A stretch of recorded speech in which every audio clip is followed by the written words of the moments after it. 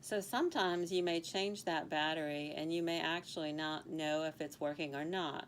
One of the ways you can tell if the battery is actually working is by closing the battery door and allowing the sound to start. And if you place that in your hand and then close your hand over it, then you'll hear a whistle sound. And the whistling sound will indicate that the hearing aid is working. Similar for when you put it in your ear. If you hear it whistling and making some noise while you're placing it in your ear, that means that the hearing aid is working. So we have a little whistle sound here, or maybe not. So that would indicate that maybe that battery is not a good battery. Let's try this one here. I'm not sure if you can hear that noise, but it's a little whistling sound, and you can hear that. So this battery is good.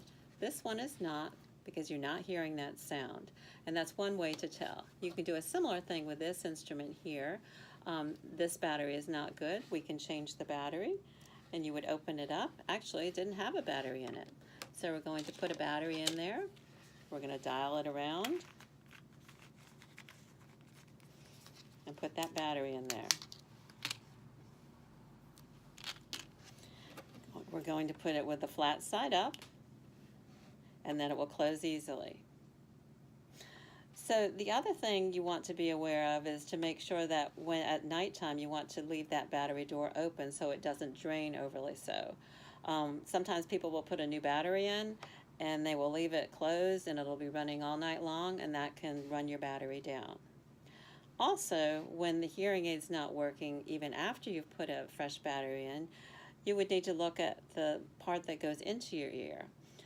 Oftentimes that will become occluded or blocked with wax or debris, and that would prevent the sound from coming through.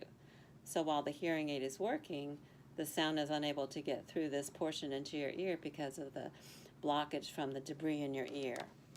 And so you have a couple tools that you can use. The first tool I like to use is just the brush, where you brush around the white. There's a little white thing on the tip, and that's called a wax trap. So you would brush there. Now, if that doesn't work, then we're going to change that little wax trap. And what that is just a white filter. I think of it as a little window screen trapping the debris from your ear.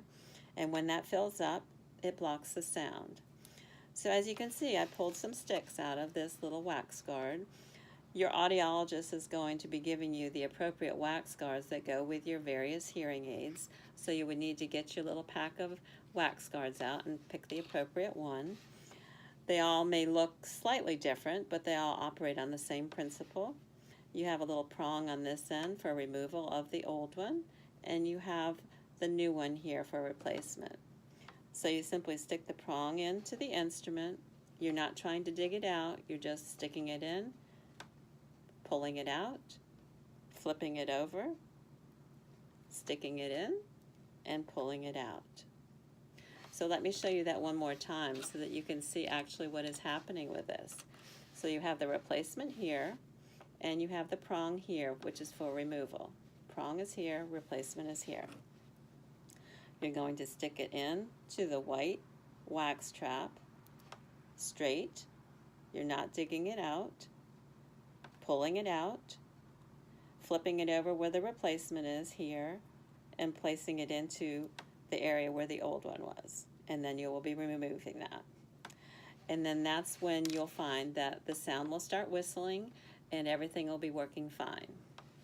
On a different model, you have a little rubber tip here, and underneath that rubber tip you'll find the little white wax trap. So you just need to remove the rubber tip and then do the same thing as far as changing the wax trap. On another model of hearing aid, the type that goes over the ear, you may see the earpiece, and you're going to see a rubber plug, a rubber tip. You're going to pull that rubber tip off, and inside you're going to see the white wax trap, and this is what you're going to change. So again, you're going to pull the stick out. This is the stick of the wax guards and the pack that you received. You're going to put the prong into the wax guard, the old one that may be full. You're going to pull it out. You're going to flip it over to put the new one in, and just place that into the place where the old wax guard was. And then pull it out, and you're good. I like to secure it with my finger, and then I like to put the rubber tip back on, and then you're ready to wear it and hear well with it. So that's what you need to know about the wax guards and the batteries. Oftentimes people will get confused and think that their batteries are not working properly when they've changed their batteries repeatedly and it's not working. Most often it's because the hearing aid is plugged on the part that goes inside your ear. So my recommendation is change the battery once, change the battery twice from a different package, and then double check with the wax guards. Clean it up, and that should be good. So that's good care for the hearing aids, and that's one reason why we have to keep it clean, to make sure that the sound can get out of your instrument. The other reason we use the wax guards is to prevent the debris from getting into the electronics and causing a repair. 90% of the repairs for hearing aids are due to the wax and the debris in your ear. So the cleaner you can keep your hearing instrument, the longer it's going to last without a repair.